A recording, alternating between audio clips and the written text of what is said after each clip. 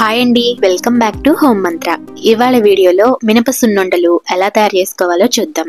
ఎదిగే పిల్లలకి అలాగే నడుము నొప్పులు ఉన్న వాళ్ళకి ఈ సున్నుండలు చేసిస్తే చాలా ఆరోగ్యంగా ఉంటారు. ఎంతో సింపుల్ గా చేసేసుకోవచ్చు. మరి ఎలా చేసుకోవాలో చూద్దాం. మినప సున్నుండలు చేసుకోవడానికి ఇక్కడ మినపగుళ్ళు తీసుకుంటున్నాను. అవి కూడా పొట్టుతో ఉన్న మినపగుళ్ళు తీసుకుంటున్నాను. మీరు కావాలంటే పొట్టు లేని మినపగుళ్ళతో అయినా ఈ సున్నుండల్ని తయారు చేసుకోవచ్చు. కానీ పొట్టు ఉన్న మినపగుళ్ళల్లో హెల్త్ బెనిఫిట్స్ ఎక్కువగా ఉంటాయి కాబట్టి ఇలా పొట్టు ఉన్న పప్పుని తీసుకోవడానికే ప్రిఫర్ చేయండి. ఇప్పుడు ఈ పప్పుని వేయించుకోవాలి. స్టవ్ మీద పాన్ పెట్టుకొని కొంచెం హీట్ అయిన తర్వాత ముందుగా తీసుకున్న ఈ మినపప్పుని వేసుకొని లో ఫ్లేమ్ మీద వేయించుకోవాలి. మనం చేసే ఈ సున్నుండల్లో రుచి అనేది ఈ మినుములు వేయించుకోవడంలోనే ఉంటుంది. లో ఫ్లేమ్ లో అస్సలు మాడిపోకుండా అలాగే లోపలి వరకు మినుములు వేగే వరకు వేయించుకోవాలి.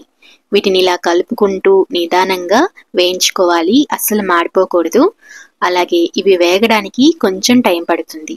ఇవి కలర్ చేంజ్ అయ్యి కొంచెం పైన రెడ్డిష్ గా వస్తాయి. అలాగే ఈ మినుములు వేగిన తర్వాత మంచి స్మెల్ వస్తుంది, మనకు అర్థమైపోతుంది మినుములు వేగినట్లు. అలాగా వేయించుకోండి. చూసారు కదా, ఇక్కడ కొంచెం కలర్ అయితే చేంజ్ అయింది. బాగా నల్లగా ఉండే మినుములు పైన కొంచెం ఇలా రెడ్డిష్ గా అవుతుంది, మంచి స్మెల్ వస్తుంది మినుములు వేగినట్టు. అంతవరకు వేయించుకోండి. ఒకవేళ మీకు మినుములు కరెక్ట్ గా వేగాయో లేదో తెలియాలంటే పప్పును తీసుకొని కొంచెం పగలగొట్టుకొని చూసారంటే లోపల ఎర్రగా వేగినట్టుగా మనకు అర్థమైపోతుంది. చూసారు కదా, లోపల వరకు చక్కగా పప్పు అనేది వేగింది. ఈ విధంగా వేయించుకుంటే సరిపోతుంది. ఇలా వేయించుకున్న తర్వాత ఇప్పుడు స్టవ్ ఆఫ్ చేసుకొని ఒక 2 టేబుల్ స్పూన్స్ బియ్యాన్ని వేసుకోండి. ఇలా బియ్యం వేసుకోవడం వల్ల మనం సున్నుండలు తినేటప్పుడు నోటికి చుట్టుకోకుండా ఉంటాయి. కాబట్టి స్కిప్ చేయకుండా ఇలా ఒక 2 టేబుల్ స్పూన్స్ బియ్యాన్ని వేసుకొని 1 నిమిషం కలుపుకోండి. స్టవ్ ఆఫ్ చేసుకొని వేసుకోండి. స్టవ్ ఆన్లో ఉన్నప్పుడు బియ్యాన్ని వేస్తే మాడిపోతాయి. ఇప్పుడు వీటిని ఒక ప్లేట్లోకి తీసుకొని పూర్తిగా చల్లారనివ్వాలి.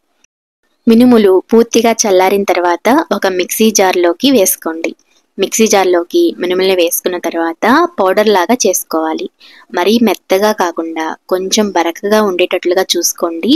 ఇలా కొంచెం బరకగా ఉండేటట్లు పిండిని వేసుకుంటే సున్నుండలు తినేటప్పుడు బాగుంటాయి. కాబట్టి ఈ విధంగా పౌడర్ లాగా వేసుకొని మనం సున్నుండలు ఎందులో అయితే కలుపుకుంటామో అందులోకి వేసుకోండి. కొంచెం వెడల్పుగా ఉండే బౌల్లోకి వేసుకోండి. అప్పుడు సున్నుండలు చుట్టుకోవడానికి ఈజీగా ఉంటుంది. ఇప్పుడు మిక్సీ జార్లోకి కొంచెం పిండిని ఉంచుకొని అందులోకి బెల్లాన్ని వేసుకోవాలి. మినుములని ఏ గిన్నెతో అయితే తీసుకున్నామో అదే గిన్నెతో బెల్లాన్ని కూడా తీసుకోండి. అంటే 1 కప్పుకి 1 కప్పు బెల్లం వేసుకుంటే స్వీట్ అనేది కరెక్ట్గా ఉంటుంది. కొంచెం తీపి తక్కువ కావాలనుకుంటే కొంచెం తగ్గించుకోండి, లేదా ఎక్కువ తినేటట్లయితే ఇంకో 2 టేబుల్ స్పూన్స్ ఎక్కువ వేసుకున్నా పర్లేదు. ఇప్పుడు ఈ బెల్లాన్ని అలాగే పిండిని వేసుకొని ఒకసారి మిక్సీ పట్టారంటే బెల్లం ఇలాగా మెత్తగా అయిపోతుంది. ఇప్పుడు దీనిని పిండిలోకి వేసుకొని కలుపుకోవాలి. ఇలా వేసుకొని బెల్లం అలాగే పిండి బాగా మొత్తం కలిసేటట్టు చేత్తో నలుపుకుంటూ బాగా మిక్స్ చేసుకోవాలి. పంచదార కలిసిన బెల్లం కాకుండా జిగురుగా మెత్తగా ఉన్న బెల్లం తీసుకుంటే నెయ్యి ఎక్కువగా పట్టదు. నెయ్యి తక్కువగా వాడాలనుకునే వాళ్ళు జిగురుగా మెత్తగా ఉండే బెల్లాన్ని వాడుకోండి.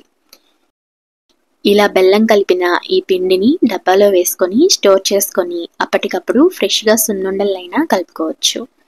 ఇప్పుడు దీనిలోకి నెయ్యిని యాడ్ చేసుకుందాం. ఏ బౌల్తో అయితే మినుములు అలాగే బెల్లం తీసుకున్నామో అదే బౌల్తో 1/2 బౌలు ముందుగా వేడివేడి నెయ్యిని వేసుకోవాలి. నెయ్యి వేడిగా ఉంటుంది కాబట్టి ముందుగా ఇలాగా గెరిటితో కలుపుకోవాలి. ఇలా గెరిటితో అంతా ఒకసారి కలుపుకున్న తర్వాత చేత్తో బాగా కలిసేటట్టు మొత్తం కలుపుకోండి. నెయ్యిని ముందుగా ఎక్కువగా వేసేయకుండా కొంచెం కొంచెంగా వేసుకుంటూ సున్నుండలు చుట్టుకోవడానికి వీలుగా ఉండేటట్టు చూసుకొని వేసుకోవాలి. ఇలా సరిపడినంత నెయ్యిని వేసుకొని సున్నుండలను చుట్టుకోవడమే చాలా టేస్టీగా ఉంటాయి. ఒకసారి ట్రై చేసి చూడండి. ఒకవేళ మీకు నెయ్యి ఎక్కువైపోయి జారుడుగా అనిపిస్తే 2 టేబుల్ స్పూన్స్ అటుకుల్ని పౌడర్ చేసి వేసుకోండి. అంతేనండి, సింపుల్గా సున్నుండల్ని టేస్టీగా తయారు చేసుకోవచ్చు. మీకు నచ్చినట్లయితే లైక్ చేయండి, షేర్ చేయండి, అలాగే సబ్స్క్రైబ్ చేసుకోండి.